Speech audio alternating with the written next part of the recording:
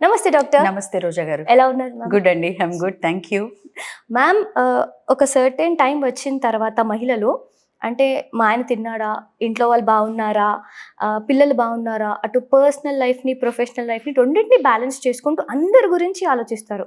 కానీ వాళ్ళ ఆరోగ్యం దగ్గరకొచ్చేసరికి దాన్ని చివర్లో పెట్టేస్తారు. సో ఇది ఎంతవరకు కరెక్ట్ మ్యామ్? అంటే మనం ఆరోగ్యం ఉండడానికి ఎలాంటివి చేయాలి? కనీసం ఇప్పటి నుంచన్నా వాళ్ళు ఎలాంటి ఫుడ్ తీసుకోవాలి? ఎలాంటివి చేస్తే వాళ్ళు ఆరోగ్యంగా ఉంటారు? రైట్ అండి. బహుశా మీ ఇంట్లో కూడా చూసుంటారు. యాహ్! మ్యామ్. మా ఇంట్లో కూడా హుహు. మేము స్కూల్లో అలా ఉన్న టైంలో అమ్మ పొద్దున్న లేచి టీయో, కాఫీయో తాగి మళ్ళీ మేమంతా స్కూల్స్‌కెళ్ళిపోయాక అప్పుడు బ్రేక్‌ఫాస్ట్ గురించి ఆలోచించేది. అంటే ముందు కడుపులో ఏదో ఒకటి పోసేసి లాక్కొచ్చేద్దాం. బ్రేక్‌ఫాస్ట్ అంత ఇంపార్టెంట్ కాదు. మేము మాత్రం తినాలి. ఇంట్లో అందరూ తినాలి. అలాగే ఇంట్లో ఎవరైనా సిక్ అవుతే కూడా ఇమ్మీడియట్‌గా హాస్పిటల్‌కి తీసుకెళ్ళాలి. ఏదో ఒకటి చేయాలి. మందులు వేయాలి అన్న ఆరాటం అమ్మలో ఉంటది గానీ, తనకేమన్నా అయితే కూడా అది తీవ్ర స్థాయికి వచ్చే వరకు కూడా ఇంట్లో చెప్పరు. బాలేకపోయినా she will be in kitchen. Yeah! Ma'am. Where she is suppose to go to hospital. వెళ్ళకుండా ముందు ఇంట్లో అన్నీ సవరించుకొని అందరికీ అందుబాటులో ఉన్నాకే లాస్ట్ ప్రిఫరెన్స్ తనకు తానిచ్చుకునేది. ఇక్కడ సెల్ఫ్ కేర్ అంటే గిల్టీ ఫీలింగ్ ఉంటదండి మన ఇళ్లల్లో. అది ఫస్ట్ నుంచి మనందరికి అలవాటైంది. అలవాటైపోయింది. అవును. ఇప్పుడు మనం వీళ్ళ గురించి, అమ్మ వాళ్ళ గురించి, ఇంట్లో వాళ్ళ గురించి మాట్లాడుతున్నాం. మీ ఏజ్‌కి కూడా పెళ్లి కాని పిల్లలు కూడా ఒక ఫ్యామిలీని ముందు పెట్టే ఆలోచిస్తారు. ఫస్ట్ నాన్న, తమ్ముడు, అన్న, అక్క, చెల్లి ఇలా ఎవరికి వాళ్ళు ఆలోచిస్తూ ఉంటారు. సో సెల్ఫ్ కేర్ అనేది గిల్ట్‌గా ఫీల్ అవుతుంటారు. సెల్ఫిష్ అని ఫీల్ అవుతుంటారు అలా ఉండడం. Nothing wrong. మన గురించి మనం శ్రద్ధ తీసుకుంటేనే, మనల్ని మనం ప్రేమించుకోగలిగితేనే ఇంకొకళ్ళని ఇంకా బాగా చూసుకోగలం. అంతే మ్యామ్. మన మీద మనకే శ్రద్ధ లేనప్పుడు వేరే వాళ్ళని చూసుకోవడంలో ఎక్కడో అంత 100% ఇవ్వలేము.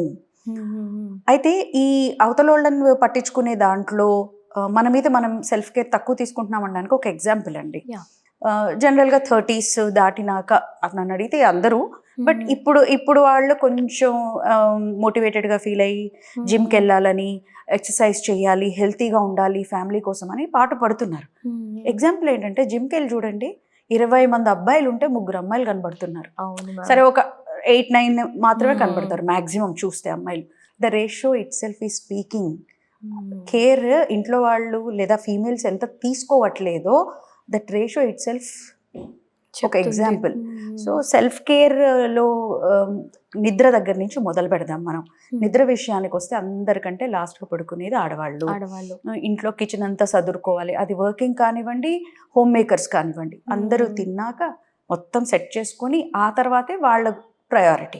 అప్పటికి నీరసము, ఆయాసం వచ్చేసి సెల్ఫ్ కేర్, స్కిన్ కేర్ ఏం పట్టించుకోరు. సో నేనేం చెప్తానంటే, రోజులో గంటన్నర మనకై ఉండాలి. అది మన టైమే అయి ఉండాలి. ఆడవాళ్ళు అంత బాగా వాళ్ళ గురించి వాళ్ళు కేర్ తీసుకున్నప్పుడు హెల్త్ వైజ్ కానివ్వండి, స్కిన్ అండ్ హెయిర్ ఇష్యూస్ కూడా ఫ్యూచర్లో మనకి అంత అంటే ఇన్వెస్ట్ చేయాల్సినంత అవసరం రాకపోవచ్చు.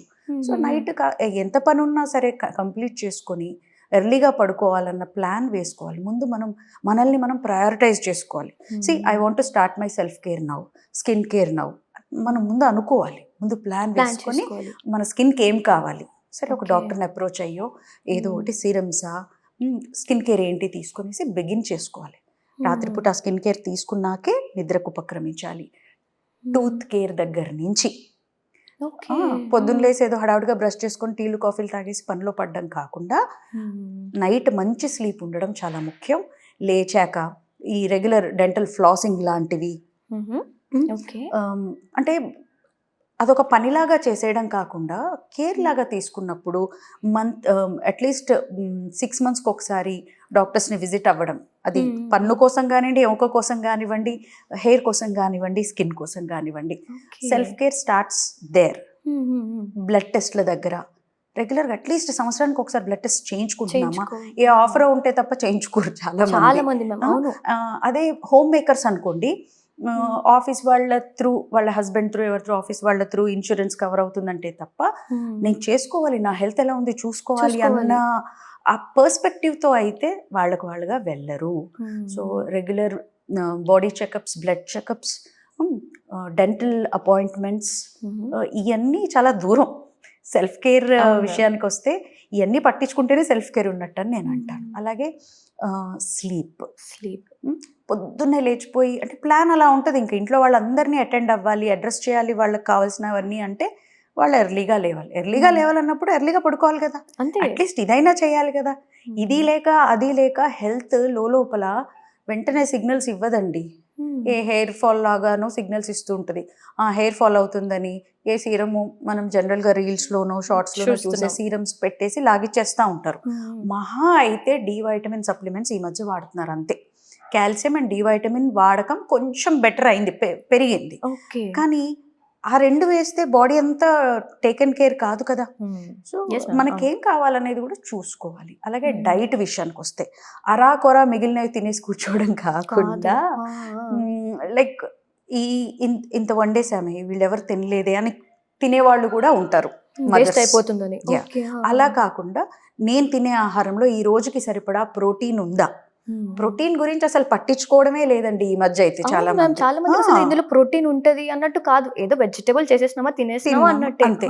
కొంతమంది అయితే చాలా పప్పుచారు కాసేసి ఫ్రిడ్జ్ లో పడేసి బాక్సులకి వాళ్ళకి ఫ్యామిలీ గురించి మంచిగా వండి పెడతారు.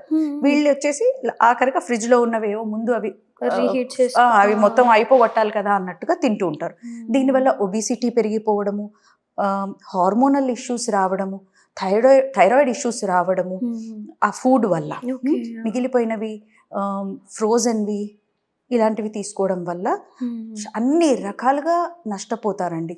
సెల్ఫ్ కేర్ అనే ఒక చిన్న విషయాన్ని పట్టించుకుని కాస్త ఫుడ్లో protein, regular doctor appointments, night skin care, 1 గంట జిమ్ లేదా ఇంట్లో ఏదో ఒకటి వర్కౌట్, స్ట్రెంథనింగ్ ఎక్సర్సైజెస్ చాలా ముఖ్యం. 30లో పడ్డాక ఇంకా స్ట్రెంథనింగ్ ఎక్సర్సైజెస్ చాలా అవసరం. చాలా మంది నేను 2-3 కిలోమీటర్స్ నడుస్తానండి, నా ఇంట్లో పనంతా నేనే చేస్తానండి అంటారు మన దగ్గరకు వచ్చే clientele. No, you are working but not workout కాదది. You are not working out, right? Work వేరు, వర్కౌట్ వేరు. అందున స్ట్రెంథనింగ్ ఎక్సర్సైజెస్ వేరు. సో ఇంత మిమ్మల్ని మీరు పట్టించుకుంటున్నారా? తింటున్నారా ప్రోటీన్? ప్రతి మీల్లో ప్రోటీన్ అండ్ ఫైబర్ ఇనఫ్గా ఉందా? మీ బాడీ వెయిట్కి సరిపడా మీకు అవసరమైనంత ప్రోటీన్ తింటున్నారా? మనం తీసుకునే ఆ పప్పు చారులో ఇంట్లో అందరికీ సరిపడా ప్రోటీన్ వస్తుందా? ఇంత ఉందండి. ఇంకా మాట్లాడుతూ పోతే మీరు అడగండి, ఇంకా అసలు చాలా ఈ విషయాన్ని బాగా తోడి మాట్లాడొచ్చు మనం. యాక్చువల్గా మన ఇంట్లోనే ఎగ్జాంపుల్స్ కదా చూస్తున్నాం కదా మ్యామ్. అమ్మమ్మ వాళ్ళు అప్పటి నుంచి అందరూ బాగుండాలన్నారు. వాళ్ళ దగ్గర వచ్చేసరికి వాళ్ళకి అసలు ఇంట్రెస్ట్ ఉండదు. ఏముందిలే, చాలా అదొక నిర్లక్ష్యమా, లేకపోతే ఇంట్లో వాళ్ళు కూడా స్టాండ్ తీసుకోవాలి కదా మ్యామ్. అవును. రోజు ఇప్పుడు ఒక కార్ ఉందండి, రోజు వెళ్తున్నాం వస్తున్నాం, అవసరమైనప్పుడు అది రిజర్వ్ లో పడ్డప్పుడు ఫ్యూయల్ పోస్తున్నాం. సర్వీసింగ్ కూడా ఇవ్వాలి కదా. రోజు ఫ్యూయల్ పోస్తున్నామని ఆపట్లేదు కదా. ఎప్పటికప్పుడు సర్వీసింగ్ అవసరం. లేదంటే మొత్తానికే మోసం వస్తుంది. ఇంట్లో ఆడవాళ్ళ మూలకు పడితే ఇంకా అసలు ఆ ఫ్యామిలీ ముందుకు వెళ్ళలేదు. సో హోమ్ మేకర్స్ అని కాదు, ఇంట్లో ఆడవాళ్ళు వర్కింగ్ విమెన్ అయినా సరే ఫస్ట్ వాళ్ళని వాళ్ళు ముందు పెట్టుకొని ఆలోచించాలి. ఫస్ట్ వాళ్ళని వాళ్ళు బాగా పట్టించుకోవాలి. చెప్తే నవ్వుతారేమో, నా కిడ్ చిన్నగా ఉన్నప్పుడు అండి, అంటే నాకు తెలియకుండానే చేసేదాన్ని. వేరే తల్లుల్ని చూసేదాన్ని విసుక్కుంటూ, పిల్లలకి తినిపించుకుంటూ, వాడు ఎంట పరిగెత్తుకుంటూ, వాడు తినడు, వీళ్ళకు విసుగొచ్చేస్తుంది, ఫ్రస్ట్రేషన్, ఎప్పుడు తలబాదుకుంటూ ఉంటారు వీడితో కష్టము. They are not happy actually. But నేను నాకు తెలియకుండానే చేసేదాన్ని ఏంటంటే, ముందు త్వరగా ఎంత వీలైతే అంత తొందరగా 2 ముద్దలు తిన్నాకే నా అబ్బాయికి నేను అన్నం పెట్టుకునేదాన్ని. ఓపిక కూడా ఉంటుంది, ఓపిక రావాలి, వాళ్ళతో వేగే అంత ఎనర్జీ కావాలి. నాట్ ఈజీ మదర్స్కి, అంటే యంగ్ మదర్స్కి. సో ఇట్లాంటివి చేసేటప్పుడు సెల్ఫిష్గా ఫీల్ అవ్వద్దు. పెద్దవాళ్ళు అంటారేమో, ఏంటి ఎవరు తినకుండా నువ్వు ముందే పెట్టేసుకొని తింటున్నావు అని అంటారేమో. స్టిల్ ఇదంతా వాళ్ళ కోసమే అనేది కూడా మనం అర్థం చేసుకొని వాళ్ళకి అర్థం చేయించగలగాలి. ప్రొడక్టివ్నెస్ పెరుగుతుంది కదా, ఇంకా బెటర్గా మనం ఇంట్లో వాళ్ళకి ఇవ్వగలం కదా మన సర్వీస్ని. సో బండికి ఏ రకంగా సర్వీసింగ్ అవసరమో ఎప్పటికప్పుడు, ఎప్పటికో మూలకు పడ్డాక పెద్ద జ్వరం వచ్చి బ్లడ్ రిపోర్ట్ చూసి ఇంత ఐరన్ తక్కువ ఉందా అని అనుకునే బదులు ఎప్పటికప్పుడు చూసుకుంటూ మనల్ని మనం కేర్ తీసుకుంటూ ఆకుకూరలు, ప్రోటీన్, ఫైబరు, అన్ని రకాల గుడ్ ఫ్యాట్స్, నట్స్, సీడ్స్ లాంటివి అన్నీ అందుబాటులో ఉంచుకొని తిని జిమ్కి వెళ్ళి రోజు 1 గంట, గంటన్నర వాళ్ళకి ఇష్టమైనవి చేస్తూ ఉంటే ఇల్లాలు హ్యాపీగా హ్యాపీగా. ఉంటుందండి. పిల్లలు హ్యాపీగా ఉంటే ఆ ఫ్యామిలీకి ఎంతైనా ఇంకా రిటర్న్‌లో చేయగలరు. సో, చేస్తున్నారు, బండి నడిపిస్తున్నారంటే చేస్తారు. ప్రేమ కొద్దీ పడి పడి చేస్తారు. వాళ్ళేదో బాగున్నట్టు కాదు. అంతే వాళ్ళకే మ్యామ్. అవసరం లేనట్టు కాదు. సో, మేబీ ఆహ్, ఇంట్లో ఉన్న ఆడవాళ్ళకి men can gift their time. True. ఈ యెస్ గిఫ్ట్ మ్యామ్. టైమ్. ఈరోజు వంట చేయకు, యూ రిలాక్స్. మీ టైమ్ అనేది ఇవ్వాలి. చాలామంది సెలవు అనగానే సండే వస్తే కూడా ఆడవాళ్ళు వంట చేస్తారు. అసలు వాళ్ళకి హాలిడేనే ఉండదు. ఉండదు. ఏదొచ్చినా చుట్టాలొచ్చినా అంటే ఇంట్లో వేరే వాళ్ళు ఎంజాయ్ చేయాలంటే ఒకళ్ళు సఫర్ అవ్వాల్సిందే. ఆ కాన్సెప్ట్ నుంచి దూరంగా రావాలి కాస్త. Maybe we can gift them good skin care. ఒక హెయిర్ కన్సల్టేషన్‌కి తీసుకురావచ్చు. ఎన్నో ఏదో చేయొచ్చు. చెయ్యాలి చెయ్యాలి అనుకుంటే. అంటే. అవును మ్యామ్. Blood test చేపిచ్చొచ్చు. వాళ్ళ హెల్త్ ఎలా ఉంది? Maybe dental appointment. చిన్న చిన్న సమస్యలుగా ఉన్నప్పుడు మనం కనిపెట్టినప్పుడు అవి పెద్దవయ్యి ఇబ్బంది పెట్టవు. So, true ma'am. Happy women ఇంట్లో ఉన్నారు. అది చిన్న పిల్లలే కావచ్చు, పెద్ద ఆడవాళ్ళే కావచ్చు. ఆడవాళ్ళు హ్యాపీగా ఉంటే ఫ్యామిలీస్ చాలా చాలా బాగుంటుంది. ప్రశాంతంగా, హ్యాపీగా ఉంటాయండి. సో ఇలాంటి మంచి టిప్స్ చెప్పారు ma'am. Thank you so thank you much. Roja గారు.